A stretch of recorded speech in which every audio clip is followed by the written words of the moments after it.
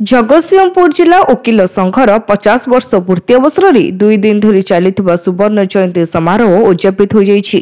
Court परिसर में आयोजित उत्सव में जिला वकिल संघ सभापति रवीन्द्र महांती अध्यक्षत आयोजित उद्यापनी समारोह में अतिथि भाव में जगतसिंहपुर सांसद डॉक्टर विभू प्रसाद तराई, बालिकुदा एरसमा विधायक शारदा प्रसन्न जेना, तीर्तोल विधायक प्रोफेसर डॉक्टर रमाकांत भोई, जिला वकिल संघ साधारण संपादक नयेश दास, उपसभापति सरोज विश्वाल प्रमुख जोगदे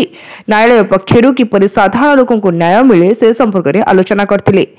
सहित न्यायालय माध्यम वकिल मान भूमिका बाबद आलोकपात करने सहित वकिल बंधु मान कार्य कर शैली और कर्तव्य उपर आलोचना कर जिला वकिल संघ पक्षर अतिथि मान संबर्धित कर सहित वरिष्ठ वकिल मान संबर्धित कर उत्सव में जिलार विभिन्न वकिल संघर कर्मकर्ता उपस्थित थे। आईन जानी था से निर्भीक भाव में काम करे एवं गठनमूलक समाज को तैयारी करिबा सेथिपई ता भितरे गोटे साहस थाए एवं से अनुसार से उचित परामर्श दे था।